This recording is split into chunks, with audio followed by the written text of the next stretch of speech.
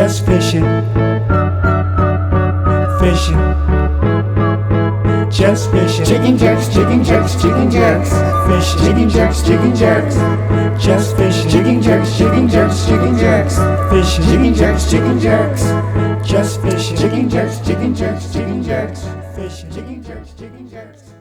All right, here we go, guys, and part 2 of a recent striper trip I did with John Skinner on his boat, and this is all topwater action, and hopefully you watched part 1. If you didn't, I'll include a link in the description. That was all, casting and retrieving a bucktail barely off the bottom.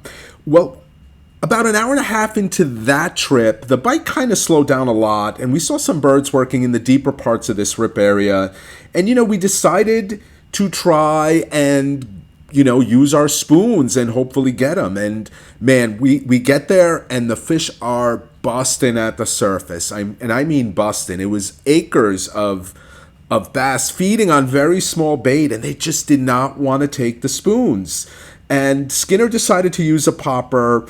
I'm using the spoon, not getting any action, and we'll pick it up with me deciding or Skinner suggesting that I stop using the spoon and move over to the bucktail, but I'd already done that, figuring, yeah, the spoon's not going to work when they're on rain bait like this.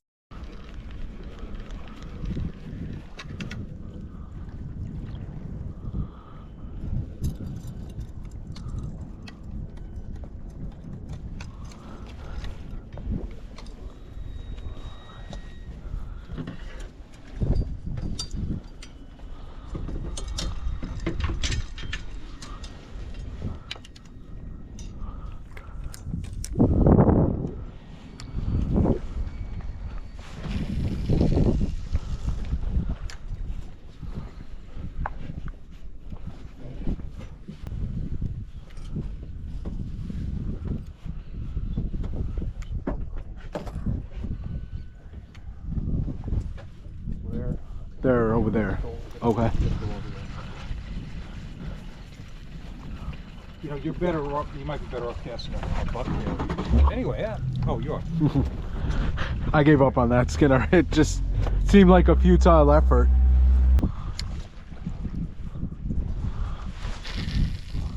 What surprised me even more is that there's a little bit of a chop here, and they're not hitting. Because the other day they were picky, but it was glassy, calm water. That's the hardest conditions. But to have them in a chop and they don't want to hit. I got one. All right, way to go. Very good.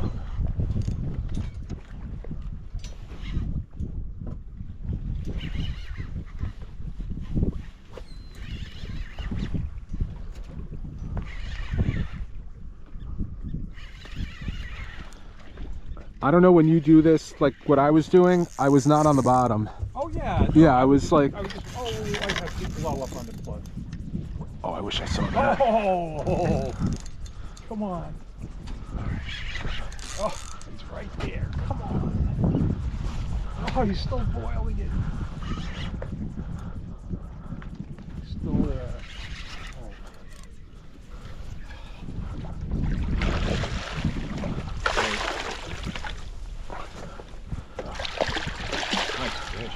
Yeah.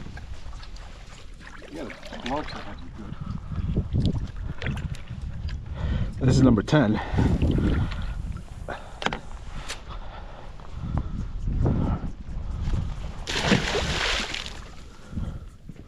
And again, that number 10 reference is related to the fact that this is the second part of our trip. I had 9 fish, fishing with the bucktail on the bottom method. This is all going to be topwater from here.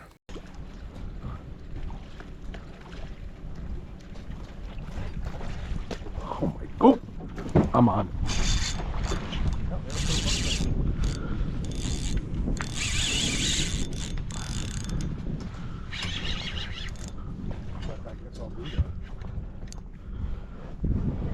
I mean, if they're on small shit, right? Well, no, I mean, look, the last time they wouldn't touch the bucktail. Okay.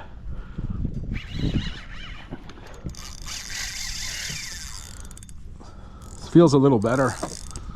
Didn't look that good when it jumped out of the water, but feels like it has more weight.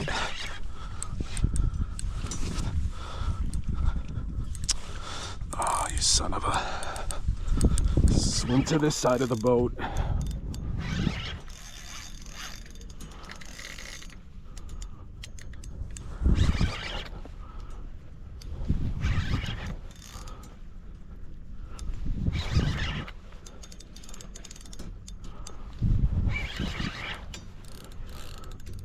Oh, nice one. I think it's over slot again.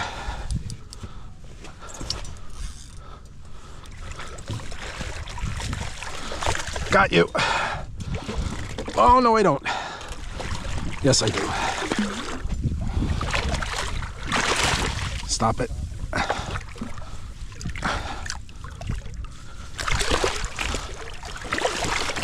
Oof.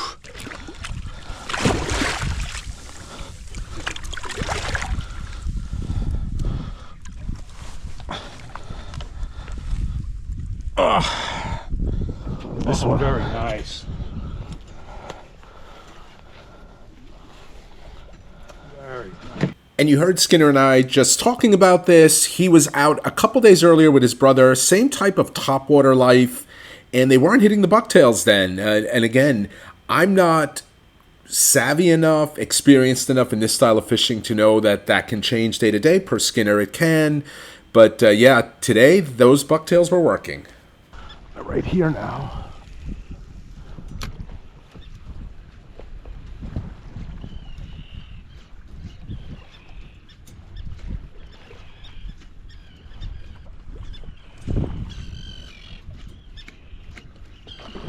Wow. That's Wow. some size fish.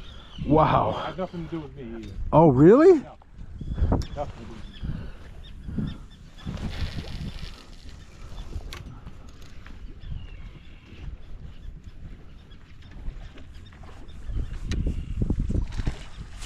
There Oh. you go.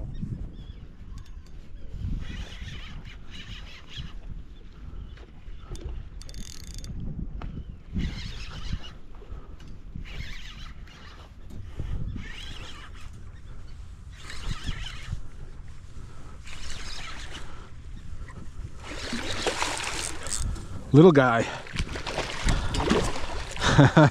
Shut up, Skinner. Come on, spit it. Spit it.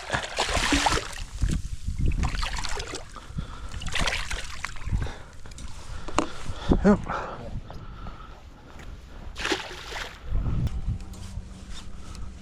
Ooh, look at that boil over there. You see it? I think you might be on it, right? Right in this big, nice concentration.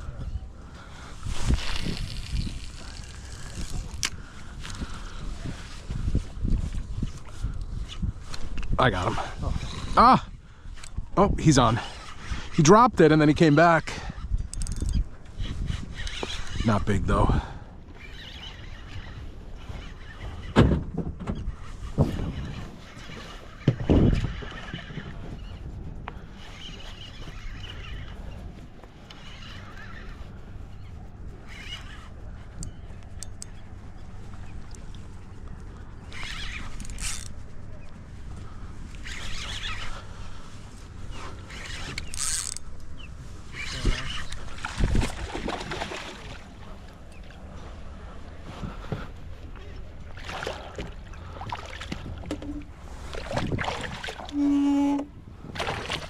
Stop it.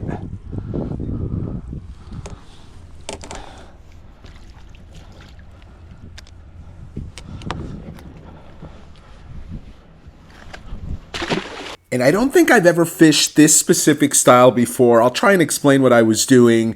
Literally just casting out, typically to where I saw the fish boiling. And I was ostensibly doing a snap jig, but as close to the surface as possible. I really wasn't letting that 1 ounce S&S jig drop too far. Intermediate retrieve with hard snaps, trying to keep that lure as close to the top as I could.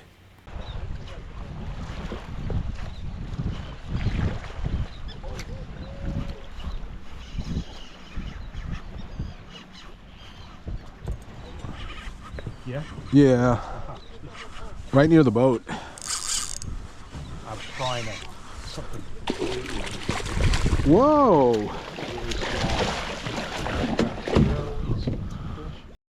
And I give Skinner a lot of credit. He brought 6 rods with him, all for different techniques, and he was trying everything. Now, he caught a lot of fish. I'm not showing them because the fishing was so thick, you're focused on what you're catching. But it was great to see the different styles. He was using pencil poppers. Even at one point, cast out a little tsunami hollow glass minnow, the fluke teaser by itself, and caught a striper. He was experimenting. For me, somebody not used to catching a lot of fish, and you see I hook up again, it was just great to do something that I don't usually do and catch a lot of fish doing it. And look, I get it. The fish were thick. It was almost impossible not to catch them. Making a hook. I'd like to have a little more time with it. I got plenty of bear tsunami.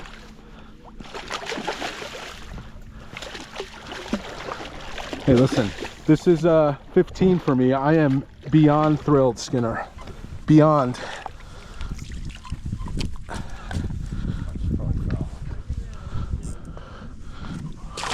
Or it's a monster.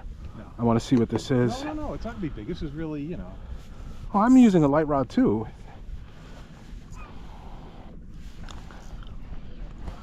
I just want to see it in his mouth. Yeah, it is in his mouth. It's a nice one. It's a slot. Under his mouth, but anyway. Nice. I'm guessing. You know what? It looks like the bait. They're all. It is. I know. That's why. And yeah, the genius of John Skinner, he literally casted out a tsunami glass minnow teaser. The fluke teaser he uses when he's fluke fishing. No trailer on it, just a plain hook. And it looks like the bait, and that striper couldn't resist. I'm on again. 3 on this drift. Or they're just hitting. Yeah, well, clearly they're not the brightest fish, Skinner, if they're coming on my hook. No, but I mean, I don't know if this really did or not.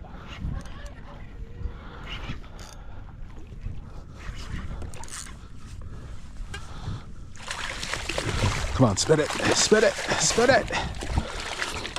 My barbs are crushed, so you can see how easy it comes out. I'm going to push this up and around. Okay. Comes right out. Barb is crushed.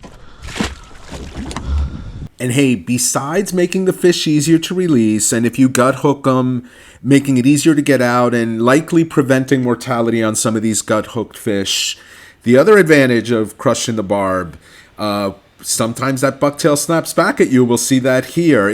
Now, luckily, it didn't get me in the face. It didn't stick in my skin. It did hit me on the side of the head, but it did not stick in. But anyone who's had a hook go through their finger or a part of their body knows it's that barb that causes a lot of the damage. It goes through your skin, and it's very difficult to remove with that crushed barb. Theoretically, the hook should come right out. We'll see that happen to me right here. Did not get stuck. But that bucktail did come flying at me as I was trying to get it out of the fish.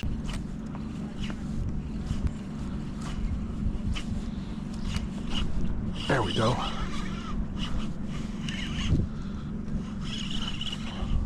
Okay.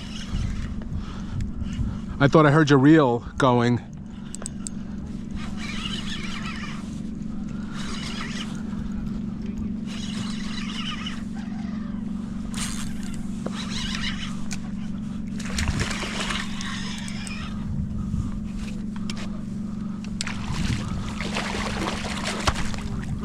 Okay. Yep. Turn around. I want to see that. Oh, okay. No, just the barb is crushed anyway. It would have. Yeah, which is another good reason to crush it. Right. And we're going to show one more fish, a really nice one that I caught. But look at this screen. Look at that life we were dealing with. Top of the water column, bottom of the water column. Again, there were so many fish caught on this date that we can't possibly show them all. You're going to get a little insight, too, with Skinner and I planning our videos on this last fish I'm going to show. He says what I said at the beginning. This is part 2, that so many fish caught on this trip, you got to break it out into the 2 different styles we were fishing. And like I said, I didn't show many of Skinner's fish. He caught a ton, too, just not enough time and room. And just further on that last point with the barb being crushed, you'll see this last fish I got. inhaled that jig and it popped right out, seemingly did no damage to the fish. And just really quick, last thing, some of the gear I was using, my VRC Jigging Jerks tog rod, my noodle rod, a Pen Slammer 4, 2500 reel, and an S&S Jigs Bucktail. Again, we'll show the last fish here. Hope you enjoyed this video. As always, if you like these videos, hit that like button. And if you're not already a subscriber and you like content like this, please consider subscribing.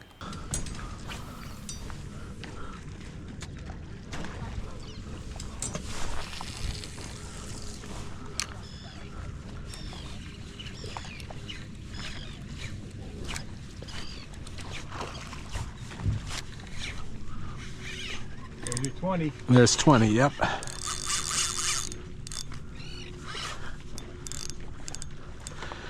He might take us that way too. This trip is actually split into 2 videos, 2 different trips. Yeah, I might do that too. One on the inside, one top of it. Yep. Well, I'm gonna do that, I think. I can't do a 40-minute video.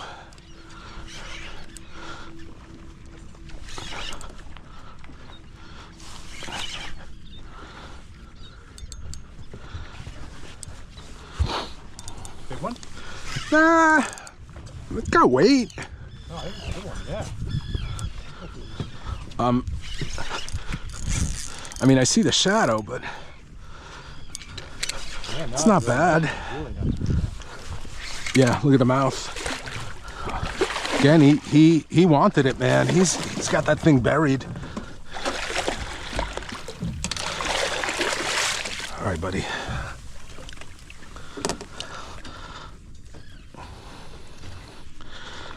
Oh boy. He got my Strip? yeah. This is gonna be it for me, Skinner.